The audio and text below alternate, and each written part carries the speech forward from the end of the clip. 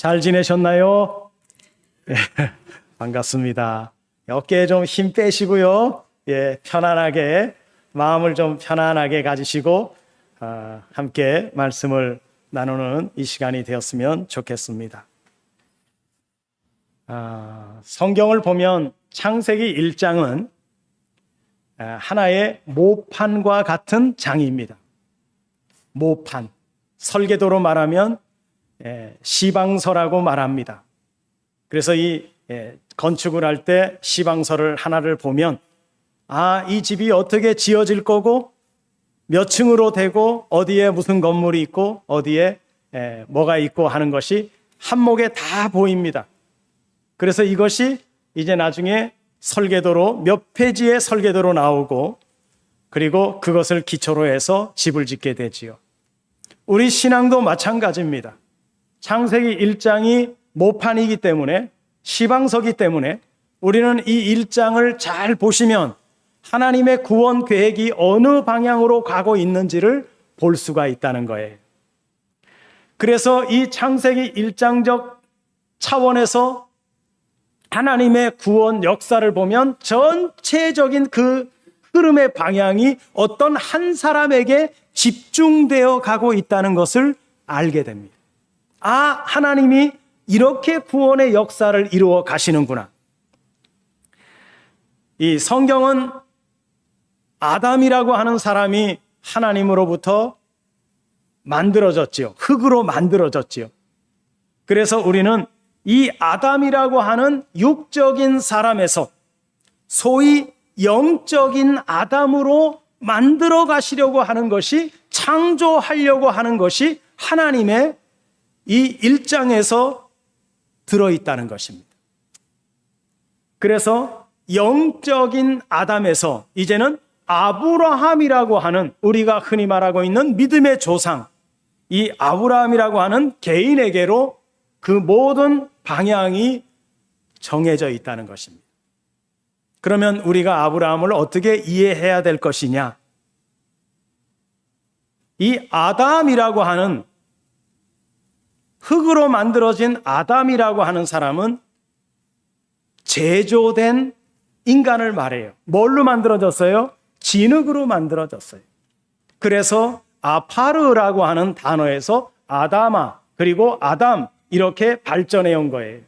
그러니까 아담아는 먼지예요. 그 먼지를 하나님이 잘 모아서 사람의 형체를 만들고, 그래서 아파르에서 아담아, 아담아에서 아담이 만들어지는 거죠. 그러면 아브라함은 뭐냐? 아브라함의 단어에서 아부라고 하는 뜻은 낳았다, 그런 뜻입니다. 이건 만들어진 게 아니고 낳았다, 그런 뜻이에요. 그래서 이 육의 사람은 만들어진 사람이고 약속의 사람은 나음을 받은 사람이라는 것을 성경이 우리에게 지금 말하고 있는 것입니다. 그래서 사도 바울이 오늘 고린도전서 15장 본문에서 이거를 정확하게 본 거예요. 그래서 이렇게 말하죠. 그러나 먼저는 신령한 사람이 아니요 육의 사람이고 그 다음에 신령한 사람이다 말합니다. 그래서 땅에 속한 사람은 땅에 속한 사람의 형체와 같고 하늘에 속한 사람은 하늘에 속한 형체와 같다고 표현하는 것입니다. 그래서 아담은 땅에 속한 사람의 대표자예요. 우리는 그래서 처음에는 아담의 자손들입니다. 그리고 아브라함은 약속의 자녀를 낳기 위해서 아브라함이 존재하는 것입니다. 사실 이름을 지을 때, 우리 사람의 이름을 지을 때 여호와는 나의 아버지라고 소유격으로 지을 수는 있어요. 왜? 그러면 좋을 것 같으니까. 여호와는 나의 아버지십니다, 이런 의미를 가지고 이름을 지을 수는 있어요. 그런데 이 아브라함이라고 하는, 아부라고 하는 이름을 사람 이름에 썼다고 하는 것은 아브람이나 또는 아브라함이나 성경에 왜 이 아브라함이 독보적인 존재가 되었느냐? 한마디로 말해서 아브라함이 독보적인 존재가 될 수 있는 것은 하나님의 약속을 받았다는 거예요. 그 받은 약속, 받은 대로 또 아브라함은 약속의 자녀를 낳았다는 거예요. 그래서 아브라함이 독보적인 존재예요. 창세기 1장에서 보면 약속의 자녀는 창조에 속하는 거고요. 하나님의 형상의 사람을 낳았다는 거예요. 그래서 약속의 자녀가 되었다는 말은 말씀으로 나음을 입었다 이렇게 말하는 거예요. 그래서 예수님이 말씀 전도하고 나서 집에 계실 때 야간에 밤에 니고데모가 찾아와서 예수님 앞에 찾아와서 너스레를 떱니다. 낮에 보니까 예수님 당신의 말씀은 정말 귀합니다. 그러면서 얘기를 자꾸 하는데 예수님이 그 니고데모에게, 니고데모가 뭐 하는 사람이에요? 율법사거든요. 성경에 대해서는 아주 정확하게 아는 사람이에요. 그런 율법사인 니고데모에게 예수님이 툭 던집니다. 거듭나야 된다 그래요. 그런데 율법사는 뭐합니까? 예수님의 말씀을 이해를 못하는데, 그래서 이런 말을 하죠. 내가 어머니 뱃속에 들어갔다 또 나와야 되나요? 알겠으니까 가봐. 그래가지고서는 이해도 못하고 이제 예수님과 헤어집니다. 나중에는 깨닫고 돌아오죠. 오늘 아브라함은 독보적인 존재예요. 잊지 마십시오. 모세 그러면 구원자예요. 여호수아 그러면 정복자예요. 다윗 그러면 임금이에요. 통치자예요. 노아 그러면 안위자예요. 하나님의 한을 풀어드린 사람이 노아예요. 그렇다면 아브라함은 약속의 자녀를 낳은 시조라는 거예요. 이 말은 약속의 자녀를 낳았다는 얘기는 하나님의 창조 사역에 동참했다는 얘기예요. 하나님은 우리를 그런 사람으로 만들어 가기를 원하시는 거예요. 하나님의 창조 사역에 동참하는 사람들, 다른 말로 표현하면 거듭난 사람들, 말씀으로 거듭난 사람들. 왜 하나님이 아브라함을 갈대아 우르라고 하는 동방에서 가나안으로 왜 부르셨을까요? 거기도 살기 좋은데 왜 하필이면 가나안으로 불러내셨을까요? 약속의 땅에 집어넣으려고, 약속의 땅에 씨를 심는 자가 되라고 하나님은 가나안으로 기필코 불러내는 겁니다. 유일하게도 그 약속의 자녀인 이삭은 약속의 땅을요 한 번도 떠나본 적이 없어요. 그 땅에서 태어나고 그 땅에서 자라고 그 땅에서 죽었습니다.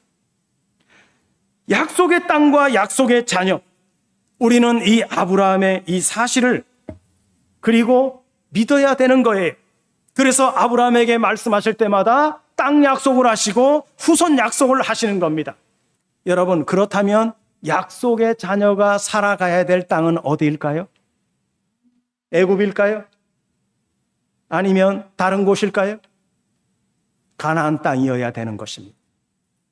오늘 우리가 하나님 예수 그리스도를 믿고 살다가 하나님이 오라 하는 그날 어디로 가야 돼요? 가나안 땅으로 가야 돼요. 천국으로 가야 돼요. 하나님 품 안으로 들어가야 돼요.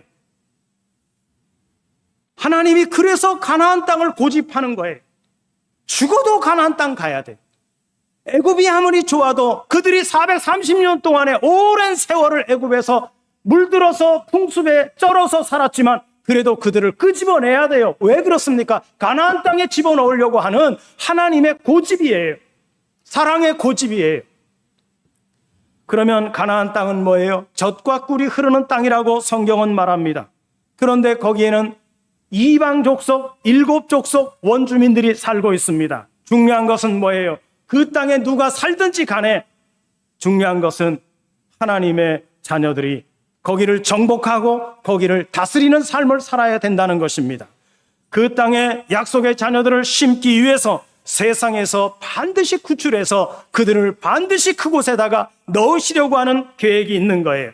그래서 아브라함은 이 약속의 자녀를 낳고 약속의 자녀를 통해서 12지파가 번성하고 모세는 그들을 구출해내고 여호수아는 정복을 하고 다윗은 그들을 다스리게 하신 것입니다. 소위 이것이 다 뭐냐면 육적인 약속이라는 거예요. 그 육적 약속이 이제는 성취가 되었습니다. 그러나 성경은 우리에게 이렇게 말하죠. 모든 육체는 풀이요 그 모든 영광은 풀의 꽃과 같으니 풀은 마르고 꽃은 떨어지되 하나님의 말씀은 세세토록 있도다. 하나님의 말씀은 세세토록 있도다. 사실상 하나님의 말씀이 우리의 인생 가운데 등장한 시점은 바로 언제예요? 풀은 말라져야 되고 꽃은 떨어져야 되는 시점이 하나님의 말씀이 등장하는 시기예요. 여러분들의 삶에 하나님의 말씀이 시작되었나요? 하나님의 말씀이 여러분들의 삶에 개입하셨나요? 개입하셨다면 여러분들의 인생에 이 풀은 시들어야 되고 여러분들의 아름다운 꽃은 떨어지는 시기가 되었다는 얘기입니다. 제가 지난 시간에 그런 말씀 드렸어요. 우리 인생의 꽃, 다른 말로 표현하면 우리의 자존심, 이 자존심이라고 하는 꽃이 떨어져 나가야 하나님의 말씀이 내 안에 들어와서 나를 움직이는 능력의 삶을 살 수 있다고 말씀을 드렸습니다. 자연의 원리가 그렇지 않습니까? 모든 것은 아름답게 이파리도 생기고 가지에서 꽃이 하나 둘 생겨나지만 그러나 그 꽃이 떨어지는 그 자리에 뭐가 생겨요? 열매가 맺혀요. 반드시 꽃이 떨어져야 열매가 맺혀요. 꽃이 아름답기는 하지만 그러나 이 꽃은 있을 시간과 기간이 정해져 있다는 거예요. 이것은 반드시 떨어지는 때가 있어야 되고 떨어지는 때를 지나면 그 꽃 일어난 자리에 열매가 맺혀진다는 것입니다. 그래서 사도 바울은 우리에게 이렇게 말해요. 우리의 겉사람은 후패하나 우리의 속은 날로 새로워진다. 겉사람이 후패한 만큼 우리의 속사람, 우리의 새사람은 새로워지고 강해지는 하나님의 은혜가 있는 줄로 믿습니다. 여러분, 육신적으로 아이고 내 얼굴이 왜 이렇게 쭈글쭈글해졌어? 염려하지 마세요. 이거는 자연의 원리잖아요. 이거 받아들여야 되잖아요. 조금 차이만 있을 뿐이지 시간 지나면서 우리의 겉사람은 부패해질 수밖에 없어요. 그런데 우리의 삶에 중요한 것은 뭐냐면 우리의 겉사람이 이렇게 늙어지는 것만큼 우리의 속의 속사람은 새로워지고 강해지고 은혜가 더 많이 채워진다는 사실입니다. 우리 사람의 이 육체라고 하는 것, 꽃이라고 하는 것, 풀이라고 하는 것은 전부 열매를 맺기 위한 하나의 과정이고 수단일 뿐이라는 거예요. 이거를 일찌감치 깨달으면 하나도 불행할 게 없어요. 아, 이런 거구나. 인생의 삶이 이런 거구나. 여러분, 그래서 젊은 사람들은 혈기왕성하게 자기의 자존심대로 살지 모르지만 연세가 자꾸 들어가면서 어때요? 모든 것을 다 내려놓고 꽃도 떨어지고 풀도 시들어지면서 내 안에 뭐만 남아요? 하나님의 말씀만 남는 하나님의 자녀들의 모습을 갖추어 가게 되는 것입니다. 그런 의미에서 보면 아브라함은 대단한 일을 행한 거죠. 창세기 5장부터 시작된 아담, 셋, 에노스, 에녹, 노아, 셈, 아르박삭, 그 계통으로 이어지는 데라, 물론 중간에 노아 같은 사람들은 어떤 사역적 의미도 있었지만은 5장에서 11장까지 아브라함을 위해서 아브라함을 낳으려고 아브라함을 만들어내려고 하나님께서는 그 무한 사람들을 하나님께서는 이 낳고의 사역을 하도록 하나님이 만들어 가셨다는 거예요. 여러분, 어쩌면 우리도 이 조상들처럼 이러한 사역을 하다가 하나님이 오라 하는 날 우리도 가게 될 거예요. 여러분들은 뭘 바라보고 나가십니까? 아브라함이라고 하는 존재가 만들어지기 때문에, 나올 것이기 때문에 그들은 900 몇 세를 살면서 낳고의 사역을 했다는 거예요. 이건 사람 낳는 얘기를 하는 게 아닙니다. 하나님의 말씀으로 영적인 열매를 낳는 것을 이야기하는 거예요.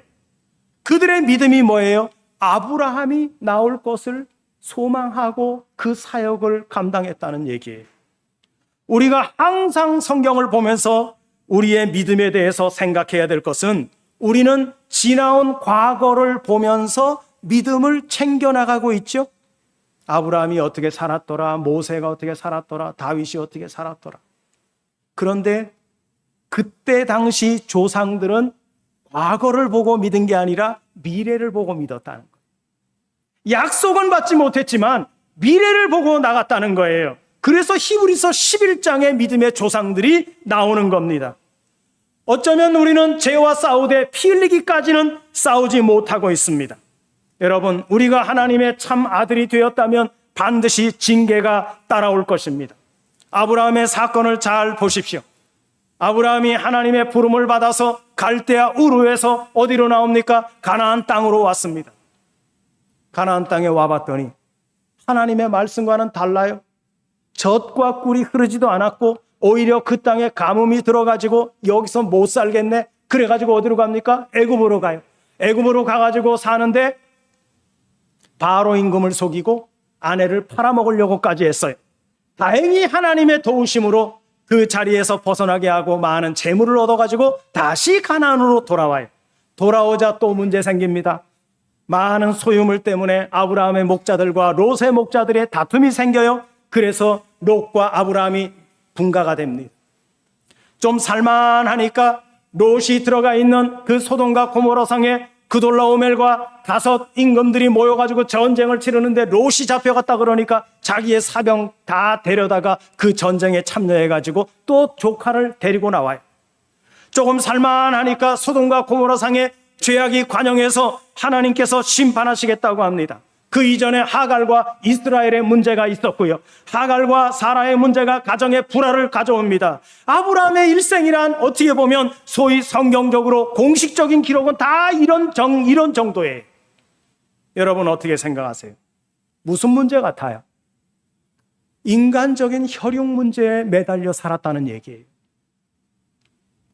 롯은 윗대의 인간적인 문제고요. 아래로는 이스마엘이 아랫대의 문제인 거예요.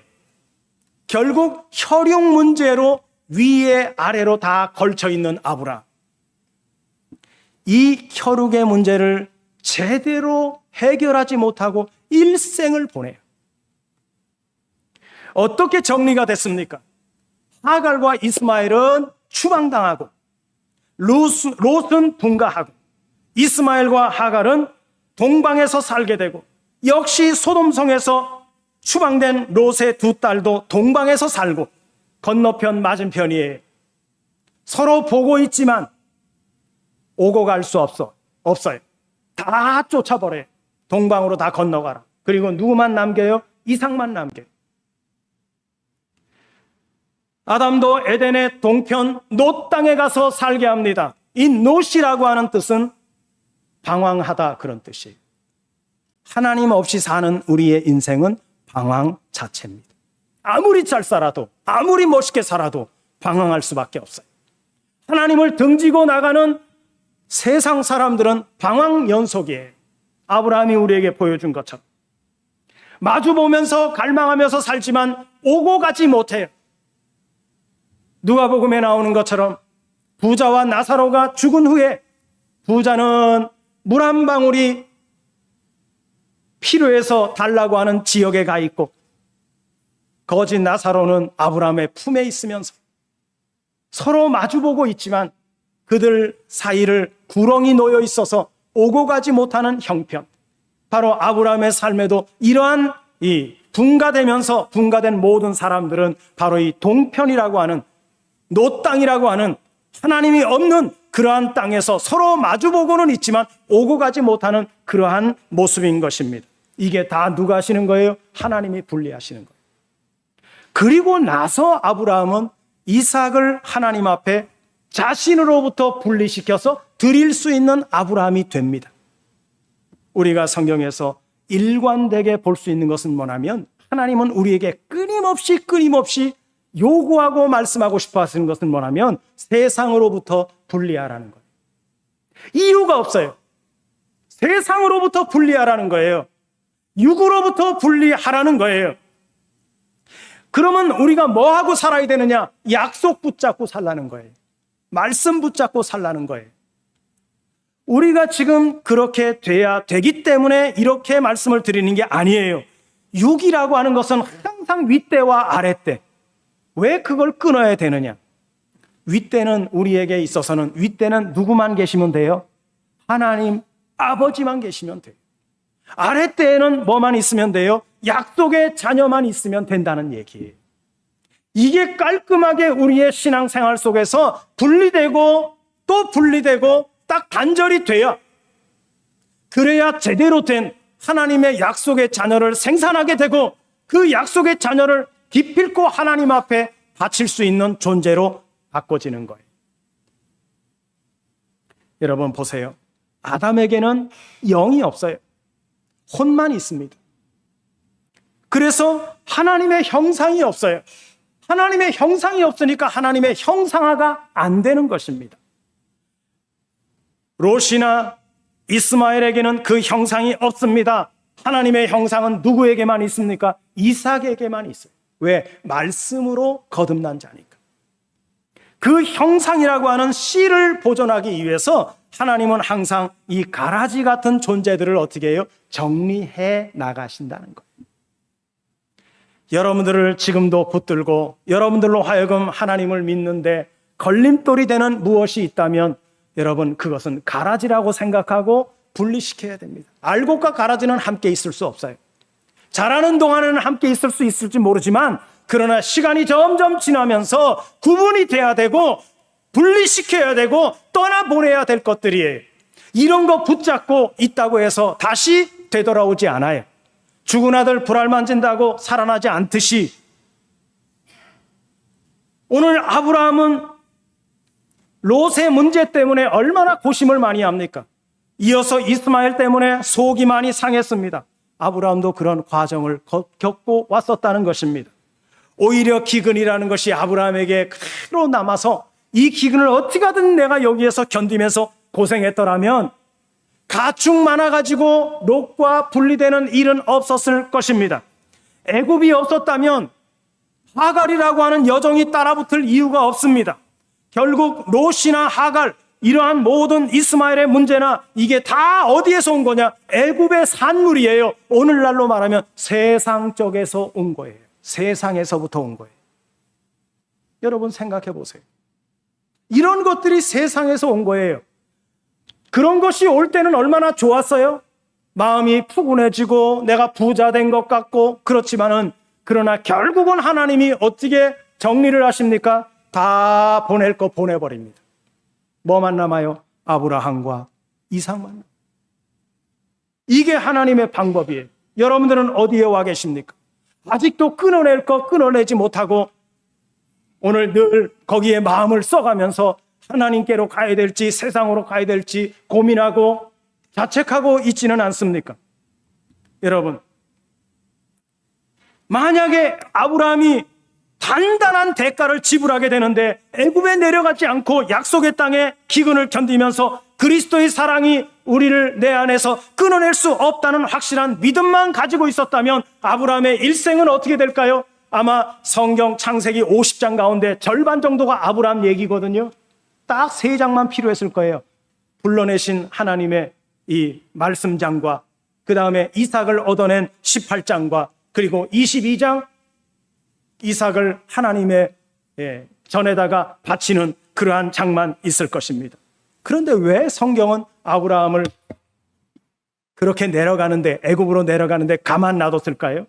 그것은 아브라함 속에는요 육적인 기질도 있었고 하나님을 섬기고자 하는 이 기질도 함께 있었던 거예요. 그러니까 하나님 앞에 번제 드리고자 하는 기질이 있었고 그 다음에 애굽으로 내려갈 수밖에 없는 육적인 기질이 동시에 있었던 거예요. 그것이 뭘로 나타나요? 하나는 이삭으로 나타나고 이스마엘로 나타나요. 그 기질이 이삭에게도 흘러가면서 이삭의 자녀들 가운데 에서가 나오고 야곱이 나오는 거예요. 왜? 이런 육적인 기질이 아직도 우리 안에서 숨을 쉬고 있다는 걸 보여주는 거예요. 여러분들 안에는 이삭만 있습니까? 또 여러분들 안에는 야곱만 있습니까? 나는 에서는 없어. 나는 이스마엘은 없어. 그렇습니까, 여러분? 어때요? 어쩔 수가 없는 거예요.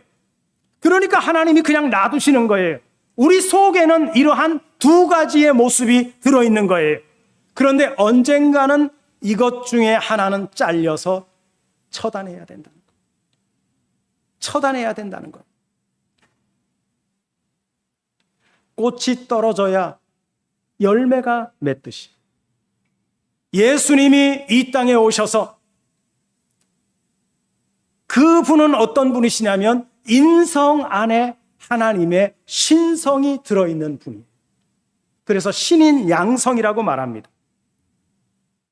이 분이 이 땅에 와서 존재했다는 거예요. 이게 중요한 거예요. 우리의 인성 속에 하나님의 말씀이 내 안에 오면 그것이 요한복음 1장 14절입니다. 말씀이 육신이 되어 우리 가운데 거하심에 예수님이 그런 모습으로 오셔서 당신의 그 육신의 몸을 십자가에 매달아 우리의 죄를 사해 주시는 모습을 보고 우리가 어떤 모습을 갖춰가야 될 것인가? 우리의 원래는 육성을 가진 이러한 육체의 인간이었지만 예수님이 인간의 육체를 입고 하나님의 신성을 안에 가지고서 우리에게 말씀하시고 우리를 구원하시기 위하여 역사를 이루어 가신 것처럼 오늘날 우리도 예수를 닮아야 되는 이유는 우리 안에, 우리 육체 안에 하나님의 신의 성품, 하나님의 말씀으로 내 안에 들어 있어야 되는 것을 보여주신 거예요. 그래야 우리가 십자가를 칠 수 있는 거고, 그래야 우리가 하나님의 자녀로서의 면모를 갖추는 하나님의 진정한 거듭난 약속의 자녀로서 하나님 앞에 설 수 있기 때문인 것입니다. 여러분, 아무 것이나 제물로 드리는 거 아니에요. 고르고 골라져야 돼요. 하나님이 우리를 볼 때, 아브라함이 이삭을 바칠 때 하나님이 이삭을 바치라고 하는 이유는 약속의 자녀이기 때문에 바치라는 거예요. 우리가 이삭의 입장에서 보면 나도 과연 하나님이 받으실 수 있는 제물이 되었는가? 나도 하나님이 받으실 수 있는 제물이 되었는가? 내 안에 육성이 다 사라지고 하나님의 영적인 그리스도의 형상이 가득 차서 일이 있던 없던 사나 죽으나 나는 주의 것이로다 라고 고백하는 사도 바울처럼 오늘 내가 하나님 앞에 사나 죽으나의 입장이 되었는가? 여러분, 그거를 성경이 우리에게 말씀하시는 거예요. 이유는 다른 데에 있지 않습니다. 육성으로부터 분리시키라는 거예요. 이게 쉬운 일이 아니에요. 왜냐하면 끊임없이 내 속에서 육성의 욕심이 탐심으로 나타나고 우리의 눈으로 보여지고 귀로 들려지고 우리의 손으로 만져지기 때문에 이거를 없앤다고 하는 것이 얼마나 힘들고 어려운지. 그러나 누구는 하실 수 있어요? 하나님 아버지는 하실 수 있다는 거예요. 내가 다 못하기 때문에, 내가 다 어떻게 할 수 없기 때문에 그분이 내 안에 들어오시는 거예요. 우리는 그분의 능력 안에서 이 모든 것들을 처단하고 분리시키고 떠나보낼 수 있는 능력을 얻게 되는 줄로 믿습니다. 내 힘이 아니에요. 누구의? 하나님의 말씀의 능력이에요. 그 말씀의 능력으로라만 오늘 우리가 하나님 안에서 온전하게 제물된 존재로서 하나님께 바쳐질 수 있는, 하나님이 받으심직한 제물로서 산 제사를 드릴 수 있는 존재로 서게 될 줄로 믿습니다. 이 한 주간도 하나님의 은혜 안에서 이 역사를 이루어가는 우리 성도들 모두가 되어지시기를 주님의 이름으로 축원해 드리겠습니다. 기도합니다.